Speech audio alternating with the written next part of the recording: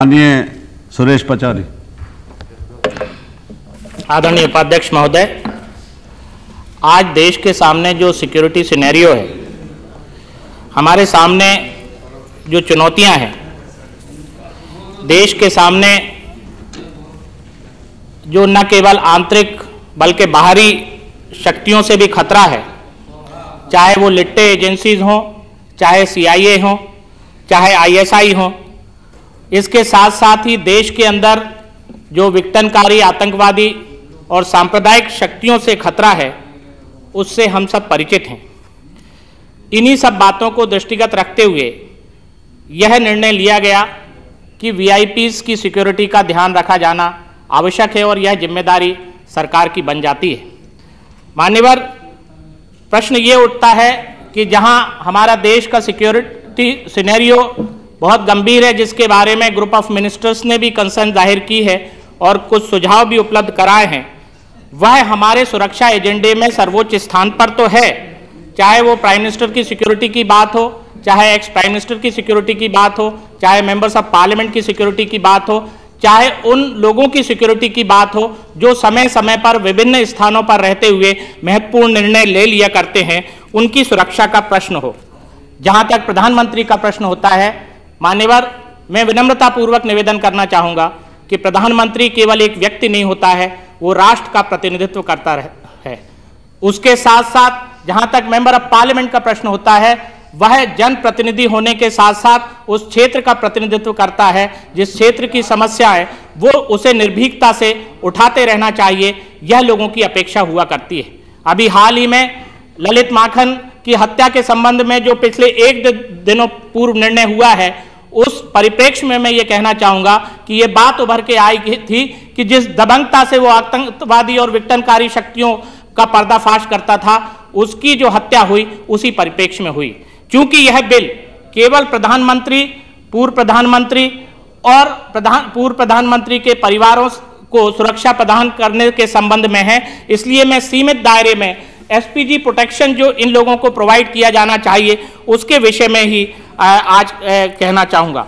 मैं यह कहना चाहता हूँ कि ऐसी स्थिति निर्मित की जाना बहुत आवश्यक है कि इस देश का प्रधानमंत्री जो देश का प्रतिनिधित्व करता है, वो निर्भीकता से, निडरता से, दबंगता से, दृढ़ इच्छा शक्ति के साथ राष्ट्र हित में निर्णय ले सके, ऐसी परिस्थिति होना चाहिए। निर्णय लेते समय उसके सामने यह प्रश्नवाचक चिन्ह नहीं रहना चाहिए कि वह जो राष्ट्र हित में निर्णय ले रहा है उसकी प्रतिक्रिया देश और विदेश की उन विघटनकारी शक्तियों में क्या रहेगी और उसे क्या हर्जाना भुगतना पड़ेगा। क्या न केवल उसकी जान को खतरा होगा बल्कि उसके परिवार की जान को भी खतरा हो सकता है। इन खतरों से बचाव के लिए जिम्मेदारी उस सरकार की हो जाया करती है जो समय समय पर सत्ता में बनी रहती है। मान्यवर, इस प्रकार इन महत्वपूर्ण पदों पर रहने वाले लोगों की सुरक्षा की जिम्मेदारी जहां सरकार की हो जाती है, उसके साथ साथ मैं यह भी कहना चाहूंगा कि हमारे यहां यह व्यवस्था रही है कि चंद्रगुप्त मौर्य के राज में जब उसने कुछ कठोर निर्णय लिए थे, हूणों ने जो आक्रमणकारी थे उनके खिलाफ, तो उस समय चाणक्य ने यह सुझाया था कि ऐसे राजा की सुरक्षा का प्रबंध राजकोष से किया जाना चाहिए और प्रजा को भी यह सुनिश्चित करना चाहिए कि ऐसा राजा जो समय समय पर ऐसे कठोर निर्णय राज्य के हित में लिया करता है, उसकी सुरक्षा का प्रबंध राजकोष से किया जाए। ये कहा जा सकता है कि इससे फंड की अवेलेबिलिटी का क्या होगा, फंड की कमी है या SPG पर्सनल की कमी है, लेकिन मैं यह कहना चाहता हूं कि वो जो निर्णय प्रधानमंत्री समय समय पर लिया करते हैं, दरअसल वह राष्ट्र हित में अपने कर्तव्य का निर्वहन करते हैं। ठीक इसी प्रकार प्रजा का भी यह दायित्व हो जाता है और साथ ही साथ सरकार में बैठे हुए लोग या विपक्ष में बैठे हुए लोग, उनका भी यह जवाबदारी और जिम्मेदारी हो जाया करती है कि वो व्यापक दृष्टिकोण को दृष्टिगत रखते हुए इस संबंध में अपने कर्तव्य का निर्वहन करें। इतिहास इस बात का गवाह है मान्यवर, क्योंकि यह SPG बिल के संबंध में मैं चर्चा कर रहा हूं, तो मैं यह याद दिलाना चाहूंगा कि यदि हम इतिहास के पन्ने पलटते हैं तो हमारे देश के दो यशस्वी नेता विघटनकारी शक्तियों के शिकार हुए हैं। एक जो प्रधानमंत्री पद पर थी श्रीमती इंदिरा गांधी, जिन्होंने देश की एकता और अखंडता की खातिर अपने प्राणों का न्यौछावर कर दिया। दूसरे वो राजीव गांधी जो पूर्व प्रधानमंत्री रहते हुए लिट्टे एजेंसी और अन्य एजेंसीज की गतिविधियों के शिकार हुए और उनको अपने प्राणों को त्याग देना पड़ा। इसके अतिरिक्त हमारे देश में ऐसे भी कई नेता रहे हैं, कई अन्य ओहदेदार रहे हैं, जिन्होंने इन आतंकवादी और विघटनकारी शक्तियों से जूझते हुए या तो अपने प्राणों को न्यौछावर कर दिया या उनकी जान को खतरा है। तो चूंकि ये सारी स्थिति हमारे देश की सिक्योरिटी की है, इसलिए मैं ये कहना चाहूंगा कि एक तरफ उन लोगों को सरकार द्वारा सिक्योरिटी प्रोवाइड करने की जरूरत है जो कि राष्ट्र हित में इस प्रकार के कठोर निर्णय लिया करते हैं अलग अलग ओहदों पर। क्योंकि यह जो बिल, जैसा मैंने पहले कहा कि पूर्व प्रधानमंत्री की सिक्योरिटी से संबंधित हैं, तो मुझे एकाएक वो भावुक और अविस्मरणीय क्षण याद आ जाते हैं मान्यवर, जब इसी सदन में राजीव गांधी जी की हत्या का उल्लेख किया गया था। तो उस समय सभी माननीय सदस्यों ने यह मांग की थी कि राजीव गांधी की सिक्योरिटी लैब्स की जांच करने के लिए एक कमीशन का गठन करना चाहिए। वर्मा कमीशन गठित हुआ और वर्मा कमीशन ने जो फाइंडिंग्स उस समय ली उसका मैं उल्लेख करना चाहूंगा, क्योंकि केवल थ्रेट परसेप्शन का जिक्र किया है। जस्टिस वर्मा कमीशन ने जिस नतीजे पर पहुंचा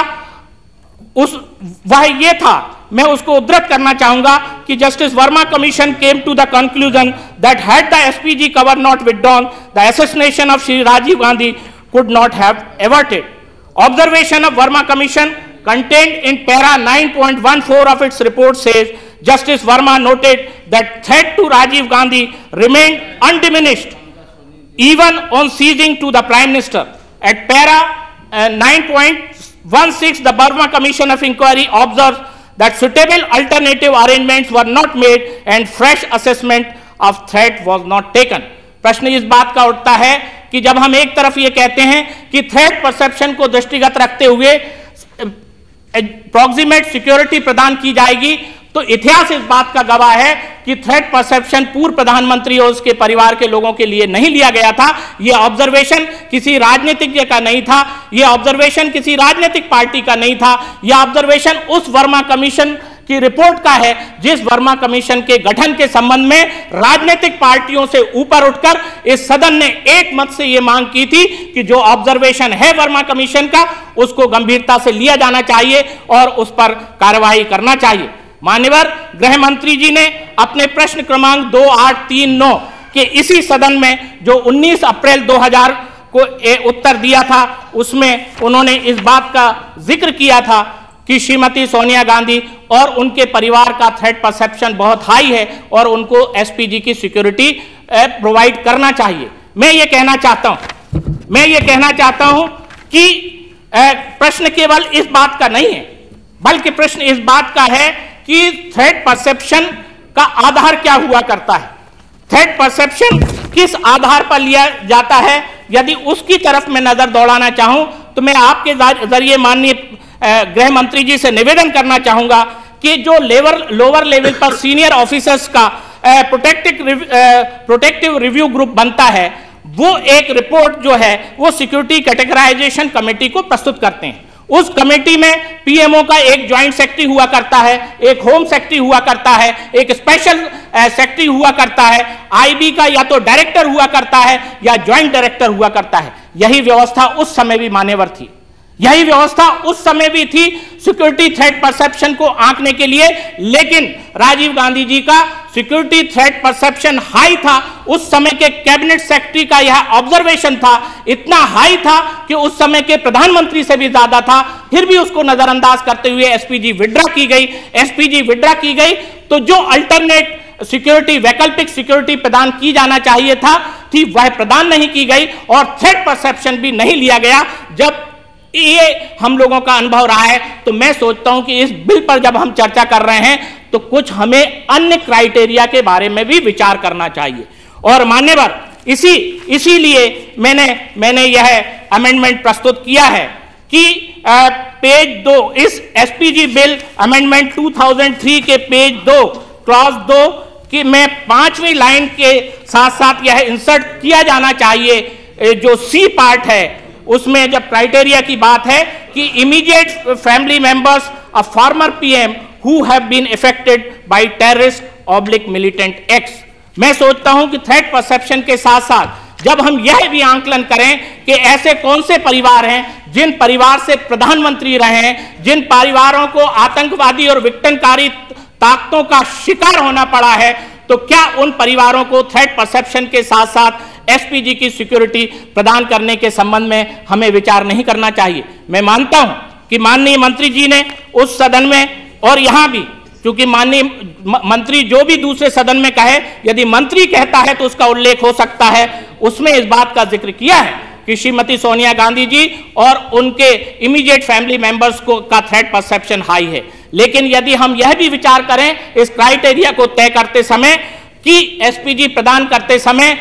थ्रेट परसेप्शन के अलावा उन परिवारों पर भी विचार किया जाएगा जिन परिवार के लोग ने इस देश का नेतृत्व किया है और नेतृत्व करते समय देश हित में व्यापक दृष्टिकोण को अपनाते हुए कुछ निर्णय लिए हैं, और इसलिए थ्रेट परसेप्शन के साथ साथ उन परिवारों को एसपीजी सिक्योरिटी कंटिन्यू करने के बारे में जो क्राइटेरिया हम तय कर रहे हैं हम लोग विचार करेंगे। तो मैं सोचता हूं कि यह एक सामूहिक कदम होगा। ये मेरा मान्यवर आपके जरिए आग्रह है। प्रश्न ये है कि आज केवल प्रधानमंत्री या पूर्व प्रधानमंत्री या उनके परिवारजनों की सुरक्षा का प्रश्न नहीं है, बल्कि प्रश्न इस बात का है, जैसा मैंने अपनी बात आरंभ करते हुए कहा था कि समय समय पर महत्वपूर्ण पदों पर बैठे हुए लोग जो महत्वपूर्ण निर्णय लिया करते हैं उनकी सुरक्षा की जवाबदारी और जिम्मेदारी सरकार की हुआ करती है। और इस सदन में बैठे हुए जब हम लोग इस प्रकार के बिल प्रस्तुत होते हैं, चाहे हम पक्ष में रहें या विपक्ष में रहें, तो हम लोगों की भी जवाबदारी जिम्मेदारी हो जाती है। तो जहां हम यह भी विचार करें कि जिन लोगों को समय समय पर थ्रेट मिलते रहते हैं उनकी सिक्योरिटी का भी प्रबंध करें, साथ ही इन पदों पर विराजमान जो लोग महान व्यक्ति रहे हैं, यशस्वी नेता रहे हैं, उनकी भी हम सिक्योरिटी पर विचार करें। प्रश्न इस बात का उठता है मान्यवर, जैसा मैंने कहा था कि सिक्योरिटी, यह एम्स एंड ऑब्जेक्ट्स में यह बात कही गई कि जो सिक्योरिटी पर्सनल की कमी है उसकी वजह से समय समय पर इस प्रकार के निर्णय लिए गए। मैं यह मानता हूं कि एसपीजी पर्सनल की जो सैंक्शनड स्ट्रेंथ है उसके मुकाबले जो अवेलेबिलिटी है उनकी स्ट्रेंथ की वह कम है, तो फिर भी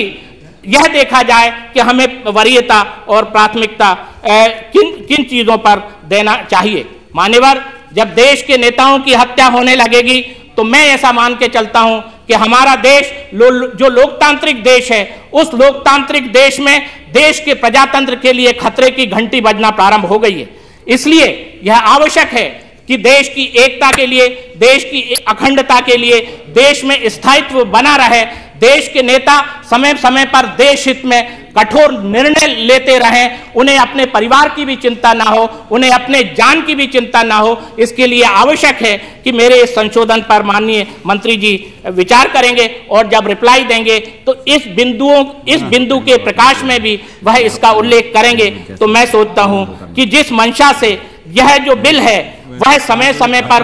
लाया जाता रहा है, यद्यपि मंत्री जी ने ही कहा कि इसे पहले हमने 1988 में लाए और फिर 88 से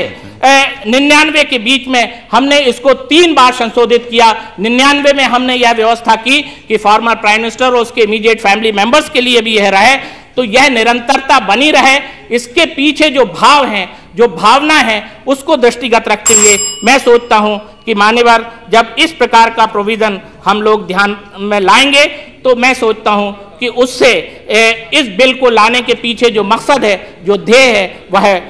पूरा हो सकेगा। मान्यवर, मैं ये अपनी बात समाप्त करने से पहले 2-3 बात और कहना चाहूंगा कि यदि प्रधानमंत्री पद पर बैठे हुए लोग,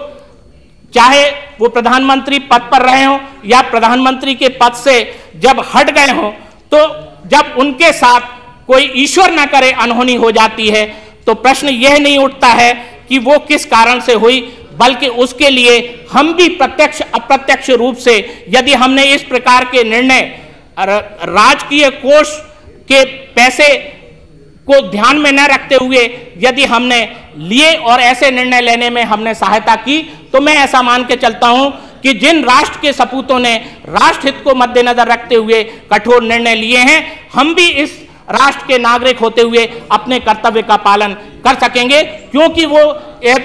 केवल वो व्यक्ति जो इस प्रकार आतंकवादी गतिविधियों का शिकार होता है, यह ठेस केवल उसको नहीं पड़ती है बल्कि उसके निर्णय को पड़ा करती है, उसकी नीति को पड़ा करती है। इसलिए यह आवश्यकता है कि हम इस प्रकार के निर्णय लें। प्रश्न ये उठता है कि हमारे देश में ऐसी व्यवस्था क्यों की जा रही है। मान्यवर, मैं केवल अपने देश की ही बात नहीं कर रहा हूं। अब्राहम लिंकन का जो यूएसए का अग्रणी नेता था, उसका जब एसोसिनेशन किया गया तो हम लोगों ने इस बारे में विचार किया। इसी प्रकार मार्टिन लूथर किंग की जब हत्या की गई तो उस समय भी हम लोगों ने विचार किया। लेकिन अफसोस है कि महात्मा गांधी की जब हत्या की गई तो हमने इस बारे में विचार नहीं किया। इंदिरा गांधी की जब हत्या की गई हम लोगों ने विचार नहीं किया। लेकिन इस देश के प्रधानमंत्री, जिन्हें इस प्रकार के निर्णय समय समय पर लेना पड़ते हैं, प्रधानमंत्री रहते हुए ने इस प्रकार की स्पेशल सिक्योरिटी का प्रोविजन होना चाहिए जो स्पेशली ट्रेंड हो। तब हमने 1988 में यह निर्णय लिया था कि एसपीजी का बिल लाए थे।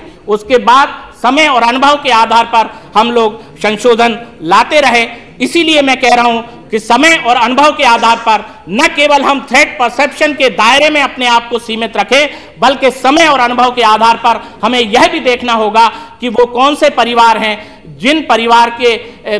लोग प्रधानमंत्री रहे हैं या भूतपूर्व प्रधानमंत्री रहे हैं, वो आतंकवादी या उग्रवादी शक्तियों के शिकार रहे हैं। उनके बारे में क्राइटेरिया तय करते समय एसपीजी की सिक्योरिटी उपलब्ध कराने के लिए हमको विचार करना चाहिए। ऐसा मेरा आपके जरिए आग्रह है। मुझे विश्वास है कि माननीय मंत्री जी इन सब बातों को दृष्टिगत रखते हुए अपने उत्तर जब देंगे तो एक व्यापक दृष्टिकोण में उत्तर देंगे। जहां तक एसपीजी पर्सनल का सवाल है, मान्यवर, एक बात और मैं कहना चाहता हूं। जहां हम इन लोगों से यह अपेक्षा करते हैं कि यह